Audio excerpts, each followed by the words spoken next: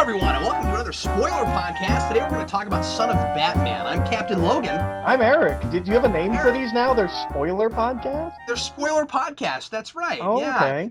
We do these a lot with superhero movies and other Oh, things. yeah. Okay, yeah, we did Iron Man 3. Okay. Well, every time we do the animated ones, you're like, we're doing an animated video. Well, that's true, but I want to start calling all these spoiler podcasts because that immediately lets people know, yeah, we're going to spoil everything. It's brand recognition. That's right. So today, we're going to talk about the latest of the DC Direct Animated Features, Son of Batman. And we're like a month and a half late on this. I know, this one's pretty late, and so sorry about that. Obviously, I've been super busy with the documentary and things, and Eric and I weren't able to get to this before because we were busy doing Arrow. So now we have the summer more open. Well, and to be a little honest, both of us had heard that this was bad, and we kept kind of putting it off. Yeah, and given that I wasn't really in love with the last couple, not even in love, I didn't really like at all the last couple. And well, I don't know. Well, what were the last couple? It was Justice League War, Flashpoint, Justice League War, okay. and Flashpoint was okay. Superman Unchained or Unbound. Oh God, that again. I didn't really like very much. Flashpoint of the last few that we've had, Flashpoint was probably the best of them and the one I enjoyed the most. Anyway, so yeah. I couldn't even get really excited about seeing this, and so we're finally doing it. And I think we should preface this with, obviously, not huge high expectations walking into this. Ever since Bruce Timm has left, I felt like the quality of these has really kind of gone downhill. And I'm gonna be as fair as I can about this. I don't hate it. I think Eric and I have talked a little bit about this before. I think Eric is a lot more down on this than I will be. But for me, this one was really quite mediocre. Why don't we go ahead and jump straight into it? Well, Eric, hold on. Can we start at the title? Yeah, sure. Why is it Son of Batman and not Batman's Son? Which I know sounds like a little thing, but it is a little thing. Why would you change it? What does this movie benefit from being called Son of Batman? I'm going to give you what I think is a very good answer to that. Okay. And that is, if you're going to go totally your own way and not really adapt the source material, change the title. Okay, that's fair. I'm glad they did it that way, because if they'd called it Batman and Son, people would have been a lot more down on it that they went their own way and told their own story. Okay, this is not a direct adaptation of Grant Morrison. This gives us basically the same backstory for Damian, but beyond that, and his characterization is similar. Beyond that, though, I mean, they told their own story. The Langstrom thing and all of that. That's all this movie came up with. Actually, the Langstrom thing is from the comics. Oh, is it? Maybe I haven't gotten to that part yet. Yeah. The end of Batman's Son is Talia shows up with an army of ninja man-bats. Oh, that's right. I remember. Yeah, no. I remember that. Okay, all right. You'd think it'd be hard to screw that up. Ninja man-bats. No, that's awesome. I guess, yeah, I forgot that was in there. It makes a lot of sense that with the Man-Bat stuff that happens at the end of Batman Incorporated now. But yeah, I forgot that was there. Okay. Well, that's cool. But it's more of the actual story in this. Yeah. Oh, yeah. But anyway, why don't we just I'm gonna let you start us off, because I know you seem a bit more opinionated about this movie than me. Why don't you just take us to a place and you talk generally about it, and then we can get more specific. Okay. Well, I thought this was really bad. I think on paper this is mediocre, but with the animation and the voice acting, I think this is the worst of the direct-to-video DVDs. I don't think there's a single voice actor that's good in this. I think they're all monotone. There's like no emotion being put into anything. And I feel bad because I know they got a kid voice actor for Damian, but he's terrible. Like, he didn't get Damian at all, although I don't think the writers did either. I know Damian's bratty, but in this he's just a whiny kid, and I feel like Damian's a little bit more like snobby in the comics. Like, he's more entitled. Here he just felt like an annoying kid. Well, and he's certainly talked about as being entitled, but it's one of those things where maybe you're feeling like what we're seeing is not what they're telling us Oh, we're getting. there's a line at the end of this movie where they describe him, and I was like, that's not what we saw for the rest of this movie. Where they say Wow. he's like entitled and bloodthirsty, and I was like, not in this movie.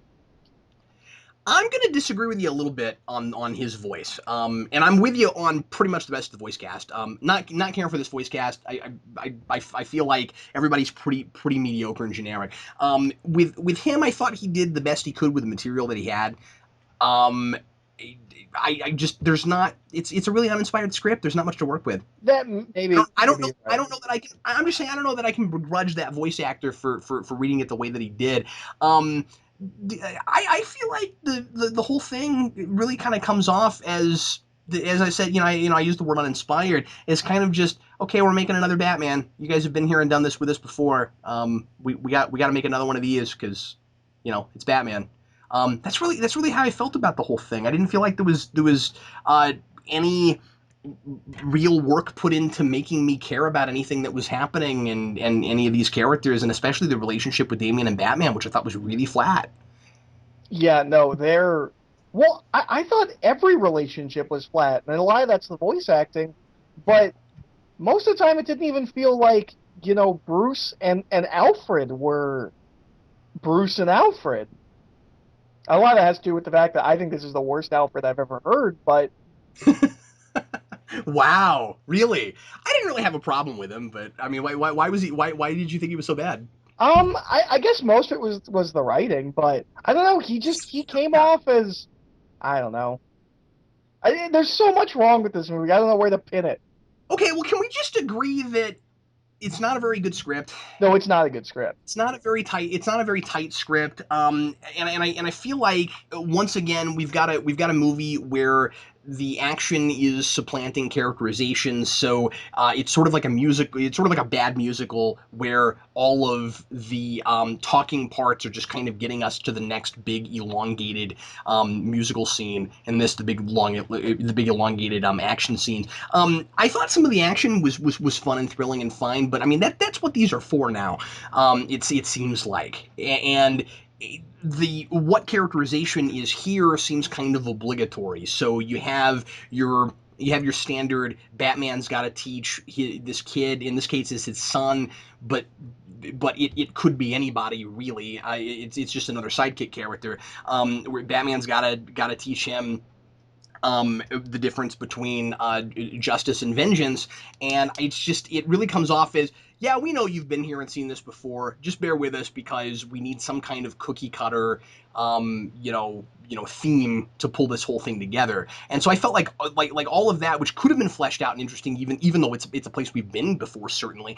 I felt like that was really truncated in favor of just a lot of violence. Well, and it's not even just truncated. There's every note that they hit with Damien in this story is hit better in the comic. The biggest one is he goes out and beats up Ubu, which doesn't look different from any other action scene in this movie, but apparently he was going too far. Um, in the comic, he beats up Alfred and Tim and like locks Alfred in a closet and then goes out and finds like this Z-list villain who's running around and cuts his head off and brings him to Bruce. Brings the head Yeah. to Bruce. Like, okay, that's going too far. In this movie, the movie where Batman tears Killer Croc's tail out or off, like I was like, I don't think Damien's going any further than you are. Well, I mean, the tail's gonna grow back. Is it? Well, yeah. Well, I think they made kind of a deal about that, right? Where like he didn't have that tail before, but now he does. But I don't think that means it was going to grow back. Oh, yeah, that's a good point. Yeah, I Do don't know where I got that. crocodiles grow their tails back? Yeah, yeah. Okay, maybe not. All right. No, but I'm agreeing with you. I don't think Damien is going all that much farther than Batman is. He's just talking about killing people, and Batman's like, "Oh, you can't do that." There's a lot What? of that in this movie where like Yeah. we get lip service to something without seeing it.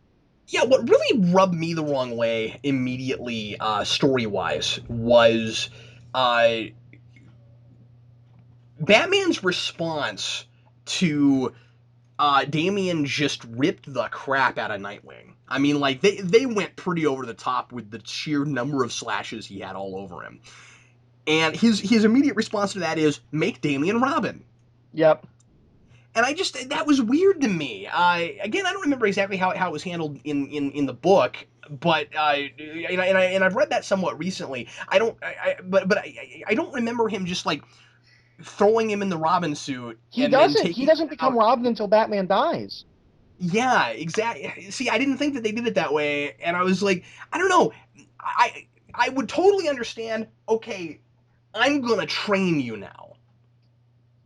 And if you get to the place where I need you to be so that I don't have to risk innocent people or even not innocent people being killed by you, then maybe I'll finally take you out on patrol. But first things first, I've got to train your mind more than your body and kind of reprogram you. And wouldn't that be more of an interesting thing where you have that kind of split parent thing of well, your mom raised you wrong, and I need to reprogram you. Why couldn't we have done it that way? And so so instead, what we have is just, oh, I'll put you in the Robin suit, and then on the job training, you'll learn how to not brutalize Well, people. and that's kind of how it is in the comics. I mean, because Talia's the villain in the story in the comic, and so it comes down to almost like a choice for Damian, Yeah, which they kind of play at the end of this. but again, it's sort of obligatory. Well, and what I thought is that they Yeah, did really poorly is they take that choice away from Damian. That it's Bruce. Bruce says Batman needs a Robin. He's oh, staying with me. you're right. Yeah, he doesn't even get a say, and he's the character with the character arc in this. Damian is, Yep. and he's the, and I'm cool about it. I mean that he's the title character, it's son of Batman. So I mean he's the person that theoretically grows and changes. But again, I thought that the way that they handled that was a little bit cheap and a little obvious, because when he finally decides not to kill Deathstroke, who's the big character he wants revenge for, it seems sort of like, well, I spent 5 minutes with Batman, or with my father, and he doesn't want me to be that way, so now I'm not going to, even though this is the most emotional thing I've ever been through. I don't know that I bought that. Especially that starts with him going, "I'm going to go kill him right now." And at some point during that fight, he What apparently during changed that his mind. what during that fight changed him? Yeah, I don't like it. Maybe if like Deathstroke was like killing people while they were fighting, and like it got to the end, it's like, I realize now, if I kill you, I'm going to be like you. I don't want to be like you. I want to be like my dad. Something. Yeah, where he sees something in Deathstroke that reminds him too much of what he is, and he doesn't like that. That would be great, but again, this movie isn't about those ideas. It's just about excuses for a bunch of fights. And when I see a movie like that, I want it. I kind of, if that's where your focus is, if it's not really going to be about anything, but sort of play it being about something, like don't do that. Just make it kind of fun and lighthearted, and say, yeah, we're just here to entertain people. We like if you're going to make a movie that's not about making people think, don't try to make me think that that's what you're doing. I really resist that, and I felt like we once again kind of had that with this. Well, and kind of I'm being hard on it. I know some folks are not going to like me for saying that. It's just how I feel about well, it. keeping on the negative train, let's talk about what we've been talking about for these past couple of movies, the violence. This movie is needlessly violent, and then the scene where it should have been violent, which is Damian going too far, nothing. Wasn't violent enough? It wasn't violent really at all. Like he's just punching him. And then like again, like if you were going to justify this violence, it's Damian cutting that guy's head off. I mean, you don't have to show it, but have him give Batman, a soggy bag, something. Like I felt like the one moment in this story that required violence didn't have it. Well, and if you went there, it would almost validate how much violence there is in the rest of the film, right? Because and I know we keep talking about this, and I feel like a broken record, and I don't want to be on this for too long. It's that thing where we have a lot of blood. This movie is really odd in the kind of Mortal Kombat sort of blood There's a that they've got. lot of blood in this. And I mean, like whatever, it becomes innocuous after the first couple. It's like, oh, okay, so when people in this universe get stabbed, that much blood comes out. Okay, fine. I don't care myself, but like I don't know. I guess after a while, I just get kind of used to it. But the thing is, I do wish that if we're gonna have that kind of violence, that it felt like a movie that warranted it, in that it felt like a more adult movie, and I don't feel like we have that. It's just like the last one, where there's really not much, if anything at all, in this that requires it to be a quote unquote adult kind of movie. So yeah, we have Ubu with a prostitute and stuff, but they didn't have to do that. You know, like there's nothing inherently thematically like grown up or adult, Well, or and this is, I mean, with the story they're trying to tell, this is the it could perfect be. story for that. Sure it A is. story about, violence versus, kind of the lesser violence of Batman. Like, this is the movie where they could have and should have done violence with consequences and With things like that. consequences. And Yeah. it's not. It's just more, well, they've got swords and they stab people and they bleed, and aren't It's we just so not cool for doing that? it's just not thoughtful about it. And I think what makes it worse is that we got Red Hood. Yeah. Well, isn't that what we've said for like all of these movies? Yeah, but this one especially, right? Because it's dealing with the same ideas. A Yeah. lot of them, Yeah. you know. I mean, it's still a Robin that goes too far and a Batman that's trying to pull him back. And that movie thoughtfully handled those ideas and made me think about it and made that character come alive. And most importantly, took an idea that I didn't used to like and made me like it. Well, this movie took an idea that I never liked and I still don't like it.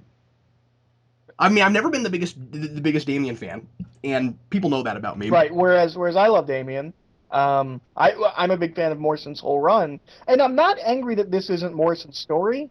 I'm angry that even if they were going to change the story, there's elements there that work better for what they're trying to do. Robin out and out killing a Z-list villain is way more than impactful than he roughed him up a little bit too much. Same thing with, the ending. Like, it shouldn't have, Deathstroke shouldn't have been in this. It should have been Talia. Like, that makes more sense that he has to make a choice at the end of the story. But, the fact that it's different isn't the problem. Although, No, it's and in fact that's one of the things I really like about it. Is that I feel like it's smart to if you're gonna do something like this and you can't straight up adapt it because you don't have enough room. I mean, we can't really in 75 80 minutes do even that part of Morrison's story very effectively. So for them to go, okay, we're gonna take that concept, sort of like Red Hood did. Well, we're gonna take that concept, but it's not going to be the same thing. I really like that. I like that, and also it's nice because you get to be surprised potentially. Now there's well, nothing in this and movie it that surprises specifically you, but makes sense because that's the beginning of Morrison's run. Like, you're not going to do Morrison's run, so doing this as, okay, we're going to take, the major emotional points of that story and yeah, tell our own story. It's just they didn't do it well. I just don't think that it was very effective. I mean, the movie the movie we have here, I feel like the amount of time that they have and what they chose to put in the movie, I don't feel like anything's really rushed in this. I feel like they have enough room to do what they're trying to do. I just don't think they're handling it very well. In fact, if anything, they're stretching stuff because of the length of these fights.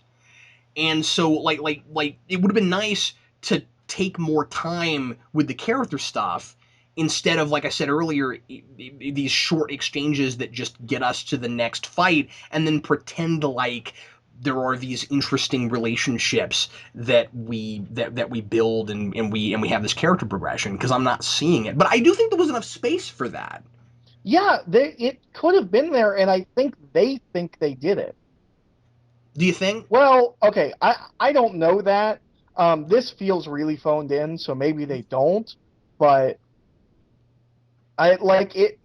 It feels like the script thinks it told a coherent character story. Well, let me ask you a question because I know you've got quite a few things that you want to mention, just of things that aren't working. But let's reel this in a little bit. Is there anything here that you like? The only thing that I like is I think the final fight between Damian and Deathstroke is well choreographed. Yep, I like that a lot. When he walks up that sword, that's cool. Yeah, yeah. That's kind of it. I liked some of the animation. Okay. Well, I'll give you that. Yeah, the animation is good except for when there's animation mistakes, which I'll get to in a second. Yeah. Can we get to that in a second? I liked the look of it, which I'm a little surprised at saying because and I've gotten flack for this. I have complained with some of these, and it seems like since Bruce Timm has left, there's more of this. That there's a lot of anime influence, and that it doesn't, and that those character designs don't always make a lot of sense. Oh, With the Damien totally has Tetsuo hair. But I'm gonna say that for this, that aesthetic works a lot. I mean, it works just fine. Well, it's a little bit more Asian influence with the Because ninjas. that's what I was going to say. You've got this very Eastern influence thing, and I think the opening fight, especially inside of the League of Assassins, with that kind of dojo atmosphere, I think the character models really work okay for this. And there are some places where despite the fact that I'm not a big fan of the 52 costume, Batman looks really good. Like he gets to do some detective work and stuff, and there's some nice atmospheric stuff there in the middle when he's going and investigating things. So I don't know. I like some of the look of it. I liked before he gets killed at the beginning. I liked Ra's al Ghul's voice, or Ra's al Ghul's voice. Yeah, I wasn't crazy about his character design. I thought his voice was all right. I mean, I didn't think about it too much because it's only right there in the beginning. Right. Which is something I want to talk about a little bit. Is this part of this new DC animated continuity? Because Yeah. Well, and looking at Wikipedia, it's supposed to be. I'm sorry, real fast before we talk about that, can I mention Ra's al Ghul's voice? He's voiced by the guy who plays Gus Fring in Breaking Bad. I still haven't seen Breaking Bad. Oh, you haven't? Okay. Well, anyway, that's my favorite character in Breaking Bad. Oh, okay. And I recognized his voice immediately, like 5 seconds. And holy crap, that is Gustavo Fring. That's fantastic. That was a really neat casting choice. So anyway, I don't like a lot of the voices in this. That was inspired, and I wish he could voice Ra's al Ghul in a Ra's al Ghul movie where he doesn't die five Well, we're minutes in. not going to get one. That's my thing. Is okay. So Okay, we yeah. basically shot ourselves in the foot of doing any kind of Teen Titans film because Deathstroke is introduced and kind of killed off here.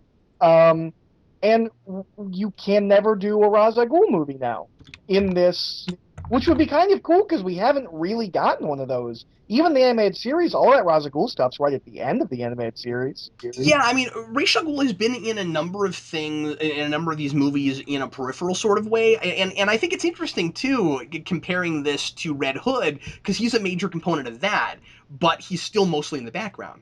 And so, like, the fact that he died at the beginning of this, and there's nothing, this isn't built on anything.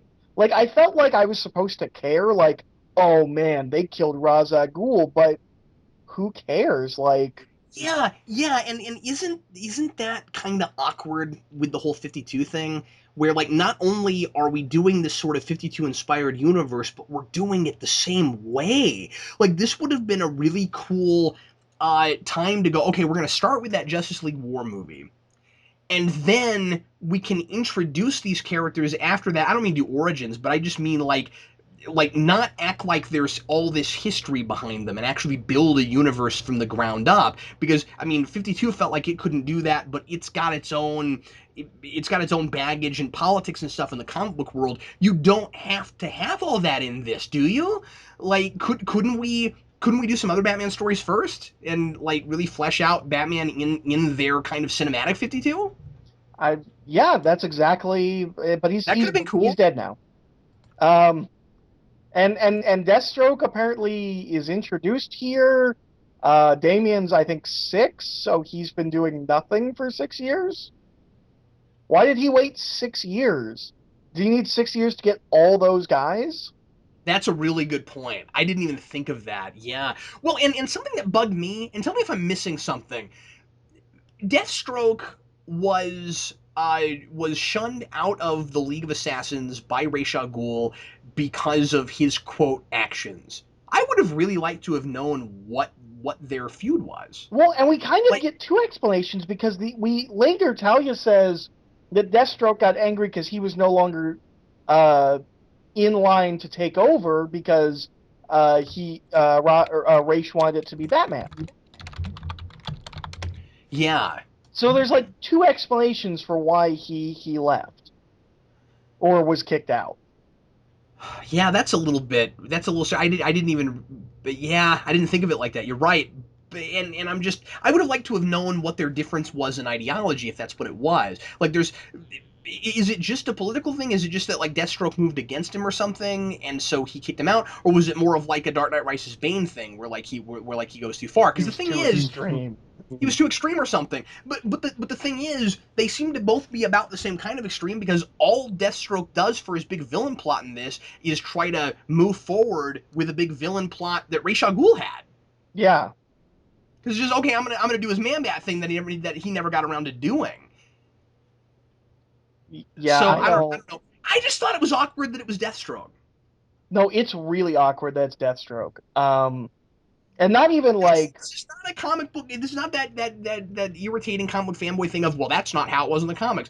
I don't feel like the movie gave us a very good reason why Deathstroke was with Ra's al Ghul in the first place, and it really comes off as another one of these. Deathstroke is either Deathstroke is really popular, or we're trying to make Deathstroke popular, but we are shoehorning him into everything. Well, right he now. was just really big in Arrow, so let's put him here and let's give Ubu Bronze Tiger's claws because he was in Arrow. I don't think this movie gets made the way it was made without the last season of Arrow. I felt the same way when I was looking at Ubu with the Bronze Tiger claws. I kept thinking, I wonder if they did that on purpose. Excuse me. I was waiting for somebody to bring him those claws, and they have to tear him out of his body. You make a really good point, Eric, when you say, "Wow, this Deathstroke also had this big, long, convoluted plan that took 5 or 6 years to enact." That's wow, that's really and interesting. I still don't know what he was doing for that. Even more so here. At least in the show, we can kind of say, well, he's waiting for Ollie to get back. Here, there is no reason for him to wait 6 years. None at all. I gotta say, my big thing with Deathstroke in this is I found that guy's voice really grating. Oh, they picked him because he has a deep voice, and he didn't inflect at all.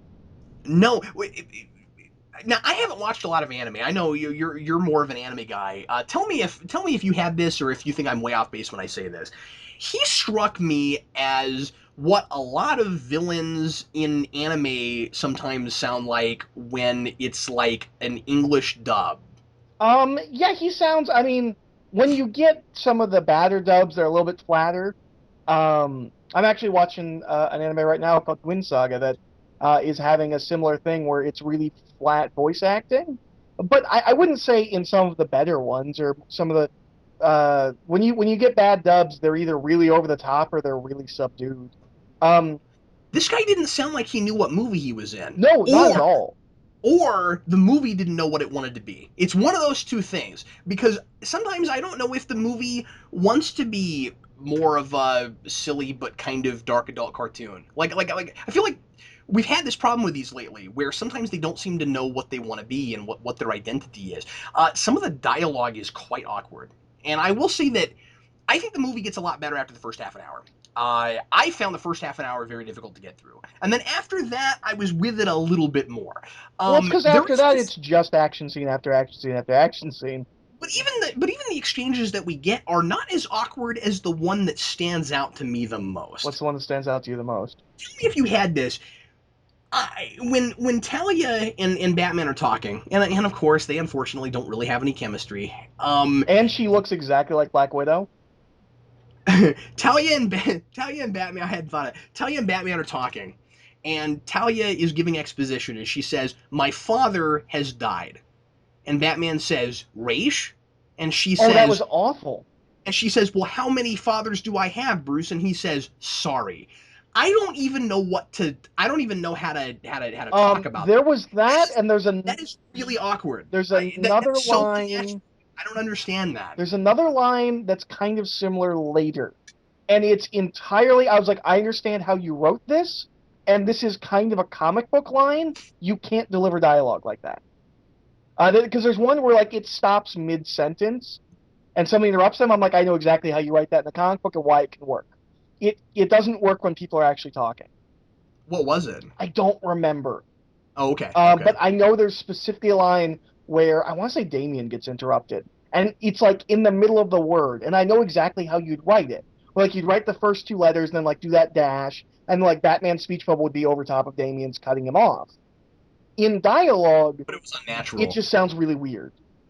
Yeah, I just didn't feel like these characters had very distinct voices, and so and I well, actually, there is one case where I feel that way even about voice acting. I'll say that in a second. But just as far as the writing goes, where I felt like this was a kind of a you know. I keep using the word mediocre. It's just not good writing. Did you? Well, I don't know if you had this. I thought in one scene, not later actually. There's one scene where I actually thought Gordon sounded a little too close to Batman. That Gordon's awful. It doesn't That fit was the strange. character model at all. It's like Arkham Asylum, where like he's got like a thug voice. Yeah, I was watching that and I was thinking, well, this guy could have voiced Batman. For the Batman that they're using, And he what kind is of he doing at the end in the bat plane, shooting the guns? yeah, that was weird, and they acted almost like there was some sort of setup for it, where it was like, yeah, You remember that Gordon he gets was in his this movie? Gordon gets his big moment. You know, you've been waiting for this. I mean, I think sometimes I feel like there's too much Batman baggage, where it's like everybody is familiar with these characters. We're using them over and over again. We're constantly recasting them. We're constantly doing new continuities, and so we kind of lose sight of every time you do a new movie and in a new continuity. And I get that, yes, this is kind of supposed to be in the same continuity as the Justice League War thing, but Gordon wasn't in that. So I mean, like I feel like a lot of the time we kind of lose sight of characters still have to have their own presence, and if it's kind of a new continuity, you have to sort of, to a degree, play it like you haven't seen them before. You got Yeah. to do your version of it, and to a degree. I mean, yeah, there's a little bit of acknowledgement, of course, of yes, we all know these characters, so we don't have to spend a ton of time like giving you the backstories and that sort of thing. I'm not talking about that. I'm just saying like. This movie would not be the movie you would want to hand to somebody that's never seen Batman before. It tonally, it has this air of, yeah, we've all done this before, and that makes it lackluster for me. Well, you want to have your mind blown? Yeah. Do you know who Yes, I do. Do you know who wrote this? Um, James Robinson? No, it's a story by James Robinson. It's written by Joe R. Lansdale. Who wrote? He wrote for the animated series. He wrote "Perchance to Dream" and "Read My Lips." What? Yeah. Well, he was he was not, just not really engaged, was he? No, he also wrote Showdown, the Jonah X episode. Uh, Wow, yeah. that's crazy. Like there's some writing talent on this. I don't know what happened, but I don't know what happened either. And again, I mean, I feel the need to say this. I'm sure some people enjoy this a lot more than we did, and if you liked it, that's great. I And haven't even gotten to my this is how we biggest feel. problem with this movie. But I'm just saying that like some people are going to enjoy this for the action, for the animation, and that's great. But I'm a story guy, and if this thing wanted to just be an action movie, it could have just been an action movie, and then I would have enjoyed it more. What was your biggest problem with it, Eric? There's animation mistakes, and something I'm not sure I've ever noticed before. Their timing in most of the fight scenes is way off. The animation mistakes, there's a couple of them. The really, really glaring one is when Batman walks in and Killer Croc is chained up, and he's got like the red spots on him where his scales are falling off.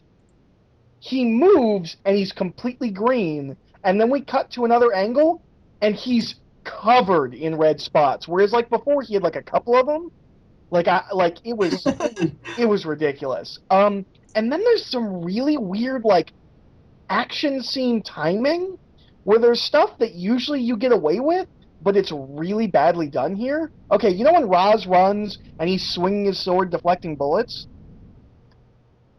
There's a point where he stops swinging his sword and he keeps running, and they keep shooting, and nothing happens? And I was like, Well, at least the bullets aren't being deflected by midair. well, I was like, well, I know what you're doing. I've seen this shot before, but you do it when you're right in front of someone and you like swing your sword, but he didn't. He was like halfway there and they just stopped animating his hands. And then the really bad one is there's like four guys around Talia. They're all shooting at her. The second her sword goes into one of the guys, the other three guys stop shooting. Like it's not even like they stopped animating it. The sound effect cuts. They just stop shooting. And then she turns around and kills them. Like, I know these scenes. I've seen these in other animated things, and it's like the timing was off. Weird. Yeah, I didn't pick up on that. Also, if I want to get super nitpicky, the scene where Batman's talking to Gordon on the roof, there's some really weird lip flaps. There's a point where Batman's mouth is like half of his face. But I mean, have a little bit of perspective. You wouldn't care about any of that if the story was good. Oh no, not at all. Exactly. Well, I probably would have noticed the Killer Croc thing, and I probably would have noticed the weird fight timing, but it probably wouldn't have bothered me as much. It would have been more like, hey, there was this weird thing. Yeah, you would have noticed it, but you wouldn't. But it ultimately would have been very minor for you. And I mean, maybe it's minor anyway. But it's just like those sorts of things are. My point is, those sorts of things are always more glaring in a movie that you're just not. Oh, absolutely. I wouldn't have noticed lip flap problems if I was enjoying this film. It's that thing where like when you dislike a movie, you start paying attention to everything wrong with it. Let me ask you this, because you're a big Morrison fan. Did you dislike this more because you know the source material, or would you have felt the same way if you didn't? Or can you even have that kind of perspective? I don't know, because I mean my biggest problem with them from Morrison is that he doesn't kill Damian doesn't kill someone, so you never feel like he's as loose cannon as he should feel, even though they keep telling us. And also your point that he doesn't get the choice at the end, which I think yeah, is but no, like not even thinking of it as an adaptation. Although I think the stuff that they kept, they should have not kept either.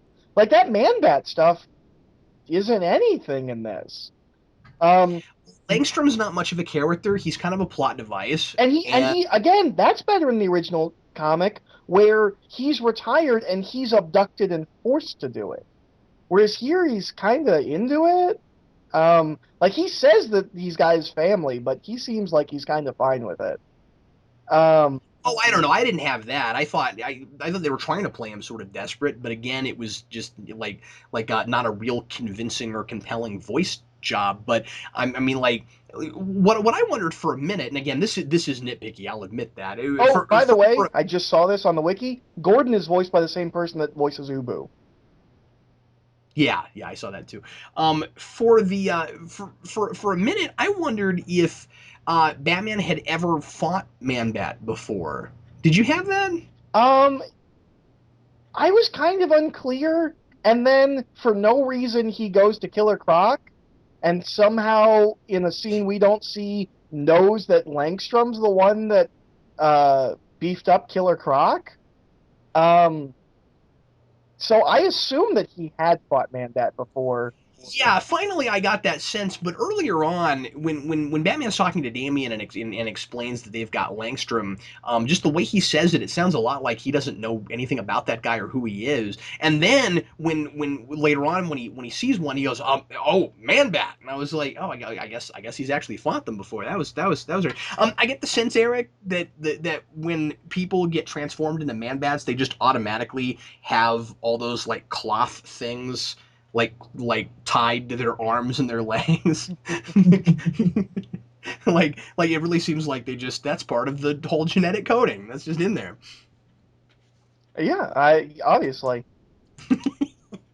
Well, anyway, is there anything else you wanted to mention? I feel like we've given this a pretty thorough trouncing. I hope Grant Morrison and Andy Kubert got some money from this.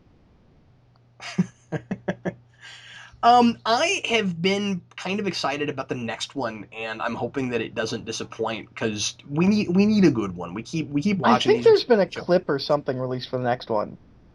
Oh, okay. I mean, I've seen a trailer. I did a video. Oh, of the trailer. I didn't see the trailer. I have to look that up. It's Assault on Arkham, right?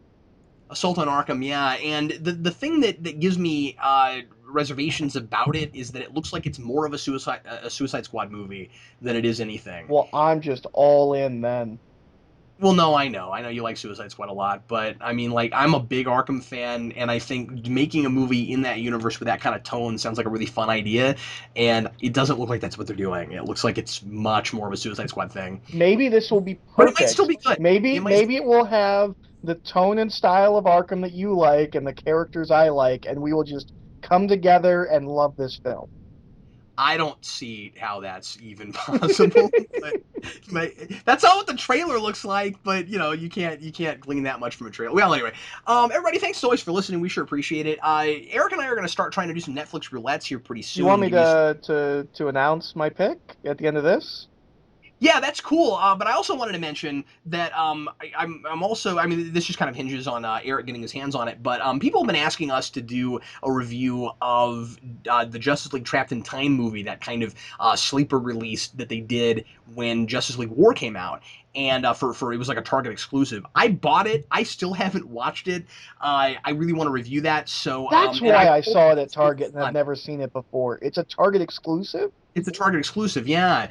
But yeah, so yeah, which is really interesting. But that everybody's telling me that that's really fun, and so maybe, I mean, I haven't seen it yet, but maybe there's another movie, animated DC movie floating around that's kind of newish that we can watch, and we might have a little bit more positive to say about. That could be fun. So we'll try to do that if we can. Eric, what are we going to watch for Netflix Roulette next time? We are going to watch a film called In Bruges, which stars Colin Farrell.